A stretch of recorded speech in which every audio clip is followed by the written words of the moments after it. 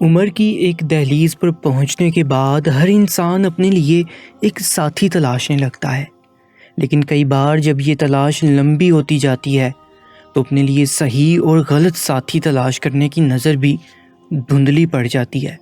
میری شادی کو 3 سال ہو چکے تھے، لیکن میرا شوہر میرے قریب نہیں آتا تھا۔ میں جاب کرتی تھی، وہ بے روزگار تھا، پورا دن گھر میں پڑا رہتا۔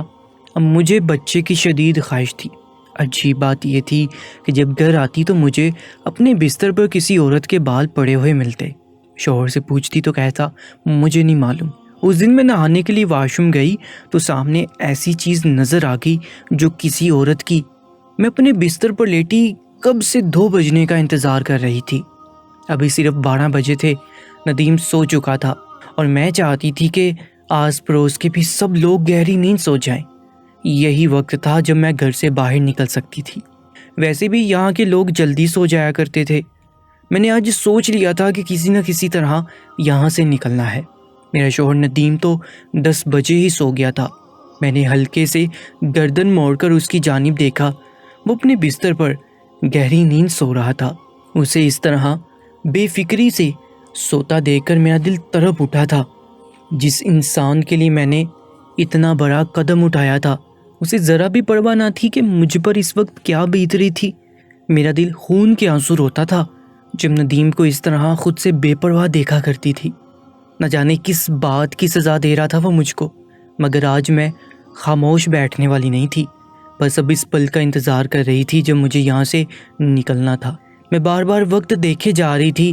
جیسے ہی گھڑی نے رات 2 بجے کا وقت بتایا، میں اسی وقت آہستہ سے اٹھ بیٹھی۔ میری نظریں اب بھی ندیم کی طرف تھیں، کہیں وہ کسی آہٹ سے جاگ نہ جائے۔ دھیمے سے میں نے اپنے پیر زمین پر رکھے اور چپل پہنے بنا دبے پاؤں کمرے سے نکل آئی، ورنہ چپل کی آواز پہ شاید وہ جاگ جاتا۔ میرا دل زوروں سے دھڑکنے لگا، ہاتھ پیر بھی کانپ رہے تھے، مگر مجھے ہر حال میں آج جانا تھا۔ میں نے کمرے سے نکل کر پیچھے مڑ کر دیکھا۔ ندیم اب بھی گہری نیند میں تھا۔ وہ نیند میں خراٹے لیا کرتا تھا اور کمرے سے باہر تک اس کے خراٹوں کی آواز سنائی دے رہی تھی۔ میں نے برآمدہ عبور کیا اور چھوٹے سے لوہے کا گیٹ عبور کیا۔ چاروں جانب نظر دوڑائی۔ اس وقت کوئی نظر نہیں آ رہا تھا، پوری گلی سنسان پڑی تھی۔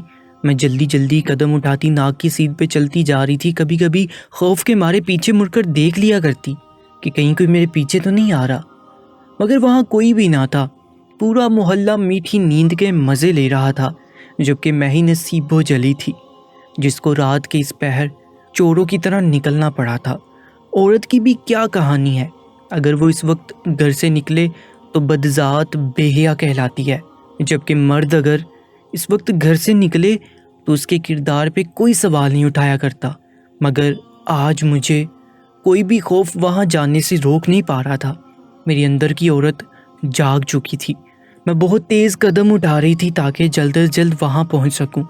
2 کلومیٹر کا راستہ مجھے پیدل ہی طے کرنا تھا، کیونکہ اس وقت کوئی سواری ملنے کا سوال ہی پیدا نہیں ہوتا تھا، اور مجھے فجر سے پہلے واپس بھی آنا تھا تاکہ کسی کو کانو کان خبر بھی نہ ہو۔ ندیم تو صبح 11 بجے سے پہلے نہیں اٹھتا تھا، مگر مجھے محلے والوں کا ڈر تھا جو جلدی اٹھنے کے عادی تھے۔ دل میں خوف بھی تھا، مگر میرا جنون مجھے کھینچے جا رہا تھا۔ کئی بار میں گرتے گرتے بچی، ہر جگہ کوئی نہ کوئی پتھر آ جاتا پاؤں کے نیچے۔ مجھے چلنے میں دشواری ہو رہی تھی، پاؤں کے انگوٹھے سے خون رس رہا تھا۔ ایک نوکیلا پتھر چبھ گیا تھا، لیکن ایسے کئی پتھر میری روح میں بھی چبھ گئے تھے جو میں جانے کب سے برداشت کرتی آ رہی تھی۔ ایک لمحے کو میرے قدم لڑکھڑائے تھے کہ جانے آگے کیا ہوگا، لوگ کیا کہیں گے، ہر کوئی میرے کردار پہ ہی انگلی اٹھائے گا۔ بس ایک پل کو میں سوچ میں پڑ گئی کہ میں واپس چلی جاؤں، مگر پھر مجھے اپنی محرومیاں یاد آ گئی جو مجھے نظیم سے شادی کرنے پر ملی تھی۔ وہ شخص جسے میں نے بہت چاہا تھا، اس نے میری جولی میں 2 پل محبت کے نہ ڈالے تھے۔ اس بے پرواہ شخص کے لیے میں نے کیا نہیں کیا، اپنا آپ تک مار ڈالا، مگر اس نے میرے ساتھ وہ سب یاد آتے ہی میں پھر سے تیز قدم اٹھاتی آگے جانے لگتی۔ میرے دل و دماغ میں جو خوف تھا وہ بجھاتا رہا تھا۔ چلتے چلتے آخرکار میں اپنی منزل تک پہنچ گئی۔ اس جگہ کو دیکھ کر میرا دل زور زور سے دھڑکنے لگا تھا۔ دل تھا کہ اچھل کر حلق میں آ گیا تھا۔ اب میرے قدم ڈگمگانے لگے تھے۔ کیا میں ٹھیک کر رہی ہوں؟ یہ خیال آتے ہی مجھے ٹھنڈے پسینے آنے لگے تھے۔ رک جاؤ روسا، یہ گناہ ہے۔ یہ آواز میرے کانوں میں آئے جا رہی تھی جیسے کوئی مجھے روک رہا ہو، مگر میں کیا کرتی؟ میں اپنی خواہشات کو کب تک دباتی آخر؟ میں نے اپنے کانوں پہ ہاتھ رکھ دیے اور اپنے قدم بڑھانے لگی۔ جیسے جیسے میں آگے بڑھ رہی تھی، میرے اندر کی وہ آواز دم توڑتی جا رہی تھی۔ میرے پیروں میں زخم پڑ چکے تھے بنا چپلوں کے، جو یہاں تک آئی تھی اور جس کے لیے آئی تھی، کیا وہ کبھی میری یہ تکلیف سمجھ بھی پائے گا؟ یہ سوالات میرے ذہن میں اٹھ رہے تھے، مگر مجھے کوئی پرواہ نہیں تھی۔ ویسے بھی آج تک کسی نے میرا سوچا ہی کہاں تھا۔ میں نے دھڑکتے دل کے ساتھ ہاتھ بڑھا کر اس لکڑی کے پرانے دروازے کو دھکیلا تھا، اور سامنے اسے دیکھ کر میں رہ نہ سکی اور جلدی سے اس کی جانب لپکی۔ فجر کا وقت ہونے سے پہلے میں بمشکل وہاں سے نکل آئی تھی۔ اب کوئی گھبراہٹ نہیں تھی، میرے دل و دماغ میں بس سکون ہی سکون تھا۔ خوشی میرے انگ انگ سے پھوٹی پڑ رہی تھی۔ میں جلدی جلدی قدم اٹھاتی جا رہی تھی۔ ابھی کافی اندھیرا تھا، کچی پکی سڑک پہ چلنے سے میرے پیروں تلے چھالے سے پڑ گئے تھے، مگر میں ایک پل کو بھی رکی نہ تھی۔ میں نے بڑی سی چادر میں چہرہ چھپا رکھا تھا۔ مجھے خوف تھا کہ سورج کی کرنیں روشنی نہ پھیلا دیں، لیکن میں پہلی کرن پھوٹنے سے پہلے ہی اپنے گھر پہنچ چکی تھی۔ گھر پہنچ کر میں نے سکھا سانس لیا اور بستر پہ گر سی گئی۔ اب محسوس ہو رہا تھا کہ میں کتنی تھک چکی تھی، مگر میں بہت خوش تھی۔ اب میں اس کے بنا ایک پل بھی نہیں گزار سکتی۔ میری دلی خواہش پوری ہو گئی تھی۔ اب میرے پیر زمین پر نہ ٹک رہے تھے۔ میں نے سوچ لیا تھا اب اسے اپنے گھر لے آؤں گی، کیونکہ مجھے اب ندیم کی کوئی پرواہ نہیں تھی۔ میں نے ندیم کی جانب دیکھا تو وہ اب بھی خراٹے لے رہا تھا۔ مجھے عجیب سی نفرت ہونے لگی اس کے وجود سے۔ یہ وہ شخص تھا جس کی محبت میں نے اپنے گھر بار کو چھوڑا تھا، اپنا سکون آرام سب برباد کیا تھا، مگر یہ تھا کہ میری ساری ریاضتوں کو بھلا بیٹھا تھا۔ میں ندیم کے عشق میں اندھی ہو چکی تھی، ہر وقت اسے خوش کرنے کا سوچا کرتی تھی، مگر آج سے 3 ہفتے پہلے مجھے عجیب سی گڑبڑ کا احساس ہونے لگا تھا۔ میں جب بھی جاب سے تھکی ہاری گھر پہنچتی، مجھے لگتا جیسے کوئی میری پیٹھ پیچھے یہاں آیا تھا۔ میں پوچھتی تو وہ ٹال جایا کرتا کہ کون آ سکتا ہے یہاں، لیکن ایک دن جب میں ندیم کا بستر جا رہی تھی تو مجھے حیرت کا شدید جھٹکا لگا، کیونکہ چادر میں سے کوئی چیز گری تھی۔ چھن کی آواز پہ میں متوجہ ہوئی تو فرش پہ ایک بالی گری ہوئی تھی۔ میں نے اسے اٹھا کر دیکھا، میرے پاس تو ایسی کوئی بالی نہ تھی۔ بھلا یہ کس کی تھی اور ندیم کے بیڈ پہ کیا کر رہی تھی؟ عجیب سے خیالات مجھے بے چین کر رہے تھے۔ میں اسی وقت ندیم کو کال ملائی کہ جلدی گھر آؤ، وہ رات کا کھانا لانے گیا ہوا تھا۔ اس کے آتے ہی میں نے اسے بالی دکھائی۔ یہ کس کی ہے اور یہاں کیا کر رہی ہے؟ میں نے ماتھے پہ بل لا کر پوچھا تو اس کے چہرے پہ ایک سایہ سا لہرایا، مگر اگلے ہی پل وہ نارمل ہو گیا اور کہنے لگا کہ یہ تو میں نے لی تھی تمہارے لیے، مگر میری بدقسمتی دیکھو، اس کی دوسری بالی نہ جانے کہاں گرا دی میں نے۔ وہ ہنسنے لگا۔ اس کی بات پر مجھے یقین نہیں آیا، مگر میں خاموش ہو گئی۔ لیکن اب میں کافی چکنا ہو گئی تھی، کیونکہ کئی دن سے مجھے ایک مخصوص خوشبو کا بھی احساس ہو رہا تھا۔ اگلے دن میں نے پھر سے اس کے کمرے کا جائزہ لیا تو میرے پیروں تلے سے زمین نکل گئی، کیونکہ وہاں اس کے بیڈ پہ مجھے لمبے بال ملے جو یقیناً کسی لڑکی کے ہی تھے، کچھ تکیے پر، کچھ چادر پر۔ میں صدمے سے وہ سب دیکھ رہی تھی۔ مجھے یقین نہیں آ رہا تھا کہ وہ مجھے دھوکہ بھی دے سکتا ہے۔ میں نے اسی وقت اس سے سوال کیا تو وہ مجھ سے ناراض ہو گیا کہ تم مجھ پر شک کر رہی ہو۔ مجھے کیا معلوم یہ بال کس کے ہیں، تمہارے بھی تو ہو سکتے ہیں۔ اس کی بات سن کر مجھے تحش تو بہت آیا۔ کیا کہوں کہ تم نے مجھے حق ہی کہاں دیا ہے کہ میرے بال یہاں نظر آتے۔ میں اسی وقت منہ موڑ کے وہاں سے نکل گئی، مگر اب مجھے معلوم کرنا تھا کہ میری ناک کے نیچے یہاں کیا کھیل کھیلا جا رہا تھا۔ دوسری صبح جب میں نہانے کے لیے غسل خانے میں گئی تو وہاں جو کچھ دیکھا میرے تو رونگٹے کھڑے ہو گئے، کیونکہ وہاں تو ابھی میں نے میٹرک کے امتحان دیے تھے کہ میرے لیے رشتوں کی لائن لگ گئی، لیکن میری امی نے ہر آنے والے رشتے کو منع کر دیا کہ ابھی عروسہ بہت چھوٹی ہے۔ یہ بات ٹھیک بھی تھی، لیکن میری ماں کا یہ عذر بہت طول پکڑنے لگا تھا۔ میں نے BA کر لیا تھا، تب بھی وہ میری تعلیم کا بہانہ کر کے ہر رشتے کو منع کرتی رہتی تھی۔ میں بہت خوبصورت تھی اور بہت پرکشش تھی، جہاں بھی جاتی لوگ دیکھتے رہ جاتے تھے۔ ہم سفید پوش لوگ تھے، اس لیے میں ہمیشہ سادہ لباس میں ہوا کرتی، مگر لوگ اس سادگی میں بھی مجھے پسند کر لیا کرتے تھے۔ وقت گزرنے لگا، میں نے ٹاپ کیا تھا اور مجھے بہت اچھی جاب مل گئی تھی، وہ بھی اماں کے کہنے پہ۔ میں راضی ہوئی تھی جاب کے لیے، ورنہ مجھے ماسٹرز کرنا تھا، مگر اماں کا کہنا تھا کہ گھر میں 3 بہنیں بیٹھی ہیں، ان کی تعلیم کا خرچہ کون اٹھائے گا۔ ابا کو گزرے ہوئے 2 سال ہونے کو آئے تھے، میں بھی مجبوراً جاب کرنے لگی۔ لوگ حیران تھے کہ مجھے اتنی بڑی کمپنی میں اچھی جاب کیسے مل گئی۔ میری تنخواہ بھی اچھی خاصی تھی، میں سارے پیسے امی کو دیا کرتی تھی، بس چند ہزار اپنے لیے رکھتی تھی، کیونکہ مجھے جاب کے لیے اچھے کپڑوں کی ضرورت تھی اور بھی بہت سی چیزوں کی ضرورت پڑتی تھی، جبکہ میری پک اینڈ ڈراپ کمپنی کے ذمہ تھی۔ اب تو میرے لیے بڑے گھروں سے بھی رشتے آنے لگے تھے، مگر اماں ہر بار منع کر دیا کرتی تھی۔ میں اب تھک چکی تھی، مجھے ایک جیون ساتھی کی ضرورت تھی جو میرے دکھ سکھ میں میرا ساتھ دے، مگر اماں نے جیسے مجھے پیسے کمانے کی مشین سمجھ لیا تھا۔ کئی بار تو میں ان کو دبے الفاظ میں کہہ بھی چکی تھی کہ مجھے اب شادی کرنی ہے، مگر وہ ایک کان سے سنتی اور دوسرے سے نکال دیتی تھی۔ انہی دنوں میرے ایک کولیگ نے مجھے پرپوز کیا تو میں حیران رہ گئی۔ وہ مجھ سے عمر میں کافی بڑے تھے اور ان کی طلاق بھی ہو چکی تھی، ایک 9 سالہ بیٹی بھی تھی۔ ان کے منہ سے شادی کا پیغام سن کر میں ششدر رہ گئی تھی، میرے تو جیسے پیروں تلے زمین کھسکتی محسوس ہو رہی تھی۔ گھر آ کر میں اپنے کمرے میں بند ہو گئی اور خوب روئی اپنی قسمت پر۔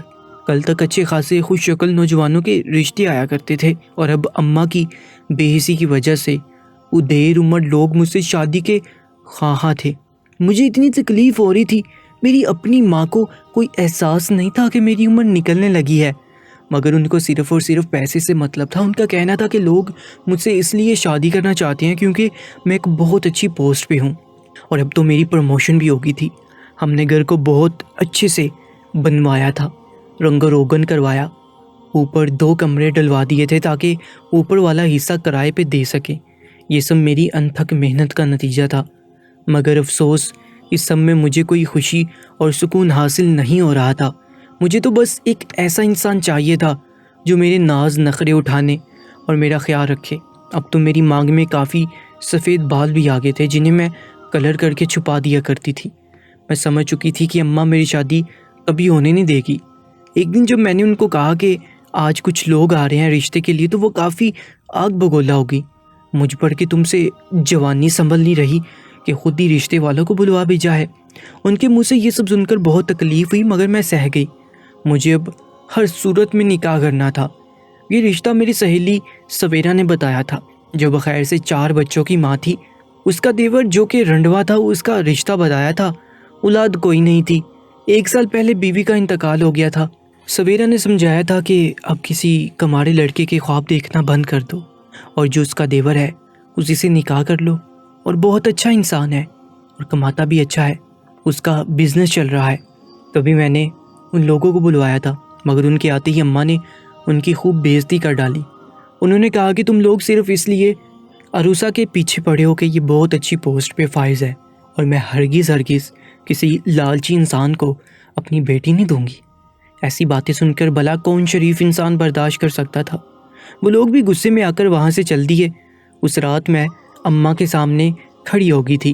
اماں، آپ نے اتنا اچھا رشتہ ٹکرا دیا، اب دیکھیے گا میں خود کسی سے شادی کر لوں گی اور آپ کا یہ گھر چھوڑ کر چلی جاؤں گی۔ میری باتیں سن کر اماں رونے پیٹنے لگی کہ کیسی بے حیا لڑکی ہے جو اپنی شادی کے لیے مری جا رہی ہے، مگر میں جیسے پتھر کی ہو چکی تھی۔ ان کا رونا دھونا مجھ پہ کوئی اثر نہیں کر رہا تھا۔ اوپر والے پورشن میں ایک لڑکا آیا تھا کرائے پہ، اس کا نام ندیم تھا۔ وہ عمر میں مجھ سے کافی چھوٹا تھا، لیکن آتے جاتے وہ مجھ کو پسندیدگی کی نظر سے دیکھا کرتا تھا۔ ایک دن میں نے اس کو اکیلے میں بلا کر پوچھا کہ کیا تم مجھ سے شادی کرو گے؟ میرے سوال پہ وہ کافی بوکھلا گیا تھا، مگر پھر بولا، آپ مجھے پسند ہیں، مگر میرے حالات ٹھیک نہیں چل رہے، جاب نہیں لگتی، اس لیے گزارا مشکل ہے، آپ کو کوئی سکھ کیسے دوں گا؟ میں نے کہا کہ مجھے کسی چیز کی کمی نہیں، میں جاب کرتی ہوں اور گھر چلا سکتی ہوں، اگر تم راضی ہو تو ہم آج ہی نکاح کر لیتے ہیں۔ میرے کہنے پہ وہ کافی حیرت میں تھا، مگر پھر بھی اس نے نکاح کی حامی بھر لی تھی۔ ہم نے دوسرے دن ہی بنا کسی کو بتائے نکاح کر لیا، اور میں نے ندیم سے تھوڑا وقت مانگا جب تک میں کسی اچھی جگہ پہ کرائے پہ گھر کا بندوبست کرتی۔ لیکن ندیم نے خود ہی اس کا بندوبست کر دیا۔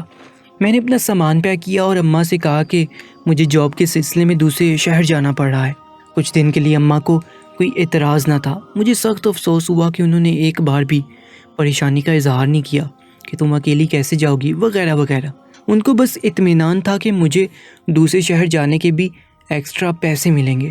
میں جو پہلے کچھ شرمندہ تھی، اب وہ شرمندگی بھی جاتی رہی تھی کہ میری ماں کو کوئی فرق نہیں پڑتا تھا کہ میں کہاں جا رہی ہوں، کیا کر رہی ہوں۔ میں دل میں بہت سارا بوجھ لیے اس گھر سے نکل آئی تھی۔ باہر ندیم میرا انتظار کر رہا تھا۔ ہم دونوں اس کرائے کے مکان میں آ گئے، مگر وہاں آ کر مجھے احساس ہوا کہ میرے ساتھ کافی کچھ برا ہو چکا ہے۔ میں نے محسوس کیا ندیم مجھ سے دور دور سا رہتا ہے۔ ہم دونوں ازدواجی رشتے میں بن چکے تھے، مگر وہ مجھ سے کافی گھبراتا تھا۔ خیر، میں نے سوچا ہماری شادی اچانک ہوئی ہے، تبھی شاید اسے کچھ وقت چاہیے، اور اسی وجہ سے میں خاموش ہو گئی۔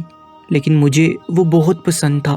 اس کی پرسنالٹی بہت اچھی تھی، اچھے کپڑے زیب تن کرتا تو شہزادہ لگتا تھا۔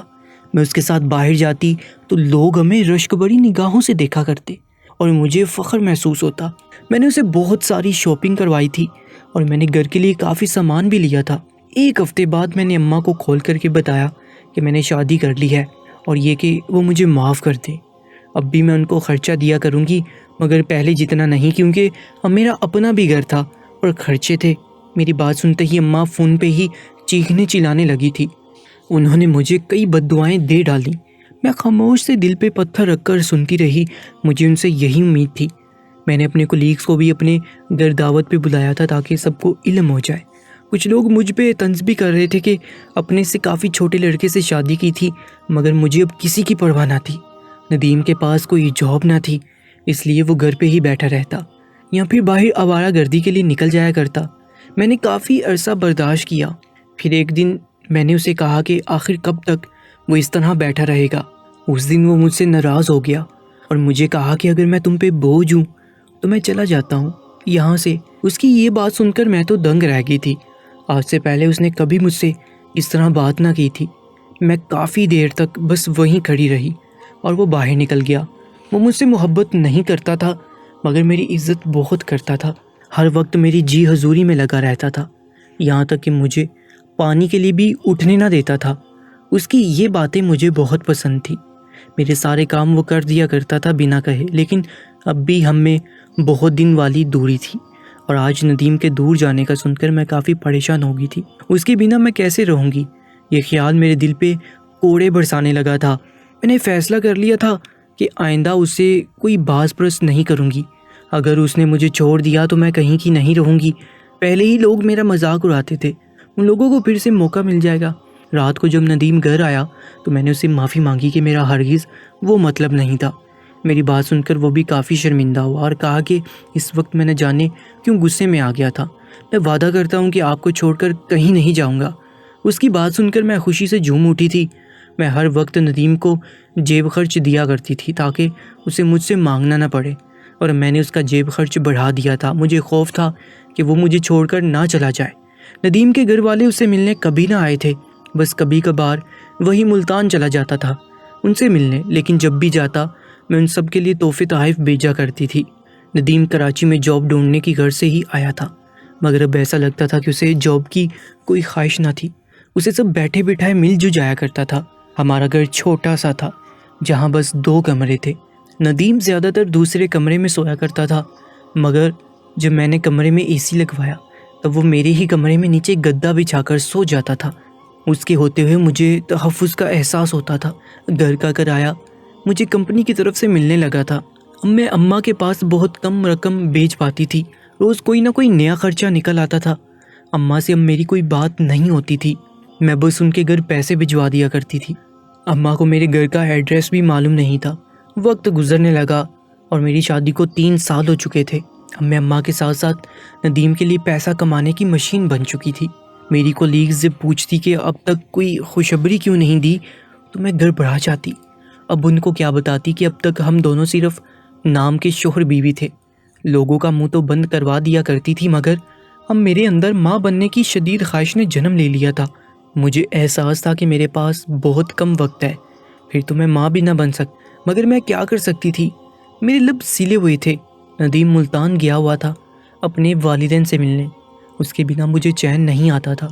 گھر کھانے کو دوڑتا تھا، لیکن جب وہ واپس آیا تو کافی الجھا سا تھا۔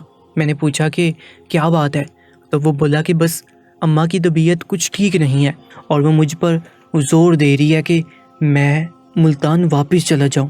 اس کی باتیں سن کر میرا دل تو جیسے اچھل کر حلق میں آ گیا تھا۔ میں اس کے بنا کیسے رہوں گی، یہ خیال مجھے ستانے لگا تھا۔ ساری رات میں سو نہ سکی تھی کہ جانے ندیم کے دل میں کیا چل رہا ہے۔ ہو سکتا تھا وہ مجھے چھوڑ کر اپنے شہر واپس چلا جائے، کیونکہ اسے مجھ سے کوئی محبت تو تھی نہیں۔ دوسرے دن میں آفس گئی تو سر میں شدید درد اٹھا اور میں نے اپنے باس سے چھٹی لی اور گھر واپس آ گئی۔ گھر آتے ہی مجھے عجیب سا احساس ہوا۔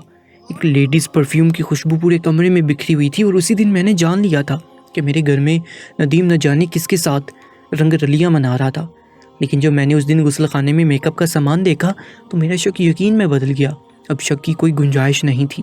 میرے دل و دماغ میں جکڑ چلنے لگے تھے، جیسے میں تپتے میں کھڑی تھی جہاں ایک بوند پانی بھی میسر نہ تھا۔ جس کے لیے اتنا کچھ کیا وہ میرے ساتھ اتنا بڑا دھوکہ کرے گا، میں کبھی سوچ بھی نہیں سکتی تھی۔ اسی دن میں نے فیصلہ کر لیا تھا کہ میں اب اپنی ساری تڑپتی خواہشات کو پورا کروں گی۔ اس لیے میں نے کوشش شروع کر دی تھی اور مجھے اس جگہ کا پتہ بھی مل گیا تھا۔ مجھے رات کے وقت جانا تھا تاکہ کسی کو کانوں کان خبر نہ ہو، اس لیے میں رات کو ہی گئی تھی۔ وہ بسیدہ مکان ایک نرس کا تھا جہاں اس نے میرے لیے ایک بچے کا انتظام کیا تھا۔ جی ہاں، اس رات میں اسی بچے سے ملنے گئی تھی۔ میری تڑپتی مامتا مجھے وہاں تک کھینچ کر لے گئی تھی جہاں وہ گل گوتھنا سا معصوم بچہ میرا منتظر تھا۔ اسے دیکھ کر میں رہ نہ پائی تھی۔ میں نے نرس کو اس کی رقم ادا کر دی تھی۔ اب 2 دن بعد میں اس کو لے کر آنے والی تھی، لیکن ایک خیال مجھے کچوکے لگائے جا رہا تھا کہ جانے کس ماں کی گود اجاڑ کر وہ نرس اس بچے کو ہاسپٹل سے چرا کے لائی تھی۔ یہ بہت بڑا گناہ تھا اور میں بھی اس میں حصے دار بننے جا رہی تھی۔ میرا ضمیر مجھے بار بار ملامت کر رہا تھا، لیکن میری مامتا کا جنون مجھ پہ حاوی ہونے لگا تھا۔ میں جب باقی کی رقم لے کر دوسری رات اس نرس کے گھر پہنچی تو وہ میرا ہی انتظار کر رہی تھی۔ اس نے جھٹ سے بچہ مجھے تھمایا اور مجھے جانے کا کہا۔ خبردار، جو کسی کو میرے بارے میں کچھ بتایا تو وہ جلدی سے پیسے گنتے ہوئے بولی۔ میں نے بچے کو گود میں لے کر چوما۔ میری مامتا کو تسکین مل گئی۔ میں جلدی سے وہاں سے نکل آئی۔ اب میں آہستہ آہستہ قدم اٹھا رہی تھی کیونکہ میرے ہاتھ میں میرا بچہ تھا۔ گھر پہنچ کر میں اسے اپنے کمرے میں لے گئی جہاں میں نے اس کی ضروریات کا سامان پہلے سے ہی لے رکھا تھا، اس کا دودھ، کپڑے، فیڈر، سب کچھ۔ بچے کے رونے کی آواز پہ ندیم کی آنکھ کھل گئی تھی۔ وہ جلدی سے میرے کمرے میں آ گیا اور حیرت سے مجھے دیکھے جا رہا تھا۔ یہ کس کا بچہ ہے روسا؟ وہ حیرت سے پوچھنے لگا اور میں اطمینان سے اسے بتانے لگی کہ یہ میرا بچہ ہے، اسے میں نے گود لیا ہے۔ کہنا چاہتا تھا مگر میں نے اسے روک دیا۔ یہ میری زندگی ہے، میرا گھر ہے، اب مجھے تمہاری کوئی بھی ضرورت نہیں، کیونکہ تم جیسے دھوکے باز انسان کے ساتھ رہنا مجھے بالکل گوارا نہیں، جو میرے ہی گھر میں اپنی دوسری بیوی کو لا کر رہتا رہا ہے۔ اس کا حیرت سے منہ کھل چکا تھا۔ زیادہ سوچنے کی ضرورت نہیں، میں نے سب معلوم کر لیا ہے۔ پچھلی بار جب تم ملتان گئے تو وہاں اپنی خالہ کی بیٹی سے نکاح رچا لیا تھا اپنی ماں کے کہنے پر، اور یہی نہیں، اسے میرے گھر میں بھی لے آئے تھے۔ پورا ہفتہ وہ اس گھر میں رہی اور مجھے کچھ خبر بھی نہ ہو سکی کیونکہ میں تو صبح کی جاتی اور شام کو تھکی ہوئی واپس آیا کرتی تھی، اور تم نے مجھے شام کی چائے میں نیند کی گولی بھی دینی شروع کر دی تھی تاکہ میں کچھ نہ دیکھ سکوں نہ سنوں۔ وہ ہکا بکا سا کھڑا میری باتیں سن رہا تھا۔ تمہارا قصور نہیں ہے ندیم، سارا قصور میرا تھا۔ مجھے سمجھ لینا چاہیے تھا کہ تم مجھے اپنی ATM مشین ہی سمجھتے ہو، اس کے علاوہ میری کوئی اوقات نہیں ہے تمہاری نظر میں، اور اب تم جا سکتے ہو۔ تمہاری بیوی تمہارا انتظار کر رہی ہوگی۔ میں نے اسے گھر سے دفع ہونے کو کہا اور وہ وہیں کھڑا کافی دیر تک مجھ سے معافیاں مانگتا رہا، مگر مجھے کچھ نہیں سننا تھا۔ میں نے اسے کہا کہ فجر سے پہلے اپنا سامان باندھ لے۔ مجبوراً وہ تھکے ہوئے قدموں سے اپنے کمرے کی طرف چلا گیا۔ میں اپنے بیٹے اشار کو دودھ پلانے لگی، مگر جانے کیوں وہ بے چین تھا، چپ ہی نہیں کر رہا تھا۔ کچھ دیر کو سو جاتا، پھر سے رونے لگتا۔ اس کی بے چینی اور طرف مجھ سے دیکھی نہیں جا رہی تھی۔ ندیم جا چکا تھا اور میں نے ایک اور فیصلہ بھی کر لیا تھا۔ جس طرح میں نے ندیم کو زبردستی اپنی زندگی میں شامل کیا تھا اور وہ میرا کبھی نہ ہو سکا تھا، اسی طرح یہ بچہ بھی میں زبردستی اپنی زندگی میں لائی تھی۔ اس کی ماں کتنا تڑپ رہی تھی، یہ خیال مجھے سکون سے جینے نہیں دے رہا تھا۔ تقریباً 2 دن بعد میں اس بچے کو اس کے والدین کے پاس لے گئی، جو کہ خبروں اور سوشل میڈیا پر وائرل ہو چکے تھے کہ ان کا بچہ ہسپتال سے چوری ہو گیا تھا۔ میں نے جب شار کو اس کی ماں کی گود میں رکھا تو جیسے اس کی ماں کو نئی زندگی مل گئی۔ وہ میرا اتنا شکریہ ادا کیے جا رہی تھی کہ میں شرمندہ ہو گئی۔ وہ مجھے دعائیں دیے جا رہی تھی اور میں خالی دامن لیے وہاں سے نکل آئی۔ مجھے واپس اماں کے پاس جانا تھا، شاید ان کی ہی بد دعا لگی تھی مجھے۔ میں جیسے ہی ان کے گھر پہنچی تو جیسے اماں کے بیمار جسم میں جان سی آ گئی۔ وہ کافی بیمار تھی۔ مجھے دیکھتی انہوں نے رو رو کر مجھ سے معافی مانگی کہ انہوں نے گھر کی ضروریات کی خاطر میرا حق مارا۔ انہیں خوف تھا کہ اگر میں نے شادی کر لی تو ان کے گھر کا خرچ کیسے چلے گا۔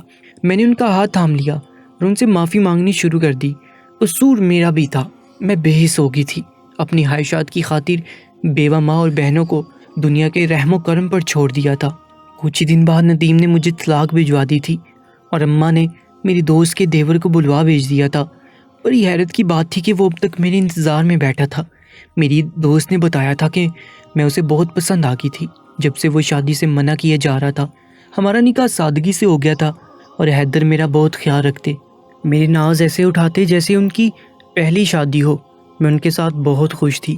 اب میں اپنی ساری تنخواہ اماں کو بھجوا دیا کرتی تھی کیونکہ حیدر کے پاس کسی چیز کی کمی نہ تھی، اور شاید ایک ماں کو اس کے بچے سے ملوانے کے صدقے اللہ نے میرے گھر بھی امید کی کرن جگائی تھی۔ ہم دونوں کی خوشی کا کوئی ٹھکانہ نہ تھا۔ ڈاکٹر نے بیڈ ریسٹ کرنے کا کہا تھا کیونکہ میں 40 کی ہو گئی تھی اور اس عمر میں بہت سے خطرات لاحق ہو سکتے تھے۔ میں جتنا شکر ادا کرتی کم تھا کیونکہ میں گناہ کرنے سے بچ گئی تھی، ورنہ آج اس تڑپتی ماں کی بد دعائیں بھی میری زندگی میں شامل ہو جاتی۔ دوستو، آج کی اس کہانی کے بارے میں اپنی قیمتی رائے سے ہمیں ضرور آگاہ کیجیے گا، اور ایسی ہی سبق آموز کہانیوں کے لیے ہمارے یوٹیوب چینل درباری ٹی وی کو سبسکرائب کر لیجیے گا۔ اپنا بہت زیادہ خیال رکھیں۔ اللہ نگہبان۔